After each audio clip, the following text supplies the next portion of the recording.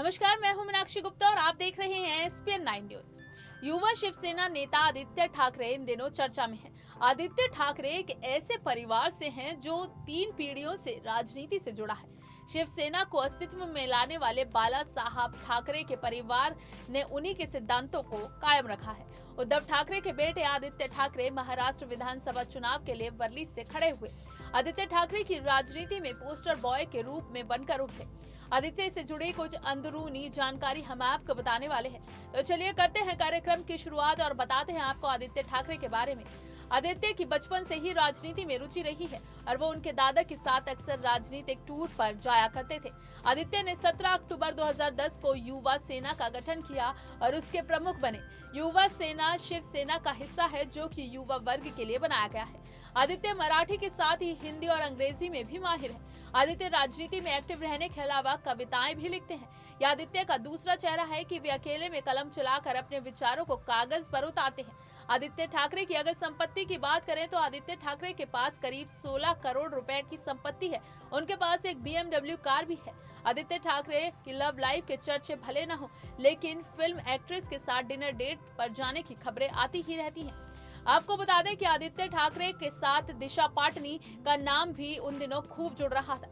दिशा पाटनी को अक्सर आदित्य ठाकरे के साथ डिनर डेट पर जाते हुए स्पॉट किया जाता था। आदित्य ठाकरे के साथ डिनर डेट पर जाने को लेकर एक बार दिशा पाटनी आदित्य ठाकरे के साथ डिनर डेट पर गई थी, लेकिन इस दौरान उनके बॉयफ्रेंड टाइगर श्रॉफ कहीं नजर नहीं आए थे। टाइगर के बिना आदित्य संग आउटिंग पर जाने को लेकर लोगों ने दिशा पर सवाल उठाए थे। उन्हें सोशल मीडिया पर भी काफी ट्रोल किया गया था, लेकिन अब दिशा ने इस पर करारा जवाब भी दे दिया था। एक इंटरव्यू में दिशा पाटनी ने कहा, आप दोस्तों के साथ डिनर और लंच पर जाते हो तो इसमें गलत क्या है? हर किसी के दोस्त होते हैं, मेल और फीमेल। आप जेंडर देखकर अपने दोस्त नहीं चुनते हो। दिशा ने आगे कहा, मुझे केवल महिलाओं से दोस्ती करने की जरूरत नहीं है। मैं ऐसे प्रोफेशन में हूँ जहाँ हर बात के लिए मुझे जज किया जाएगा। अगर लोग मुझे गलत समझते हैं तो मुझे कोई फर्क नहीं पड़ता। मैं अपने काम पर फोकस करूंगी। दिशा पाटनी अपने जन्मदिन के खास मौके पर अपने घर पर एक नया मेहमान भी लेकर आई थी। वो मेहमान एक पेट है जो कि एक बिल्ली है।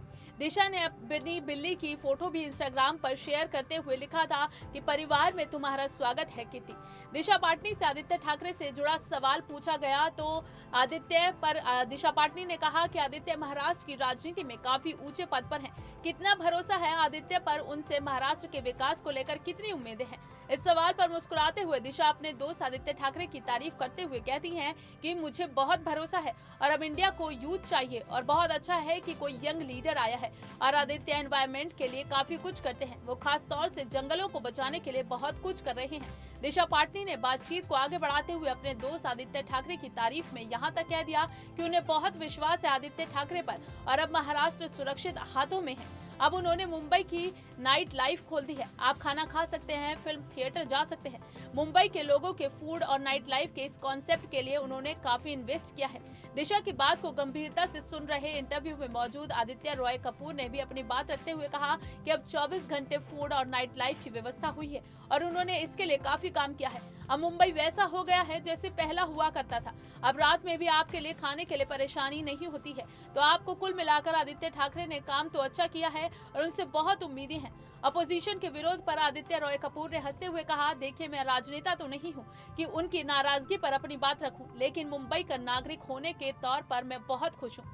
वहीं आपको ये भी बता दें कि साल 2020 बॉलीवुड के लिए काफी बुरा साल रहा। बॉलीवुड के दिग्गज नेता सुशांत सिंह राजपूत का 14 जून को निधन हो गया था।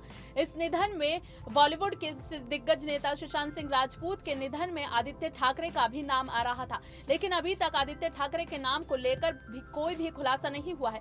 दरअसल खबरें ये थी कि 13 जून की रात को एक पार्टी हुई थी और उसमें एक पॉलिटिशियन भी मौजूद था, जिस पॉलिटिशियन का नाम आदित्य ठाकरे के रूप में सामने आ रहा था, लेकिन अभी इस बात को लेकर कोई भी खुलासा नहीं हुआ है।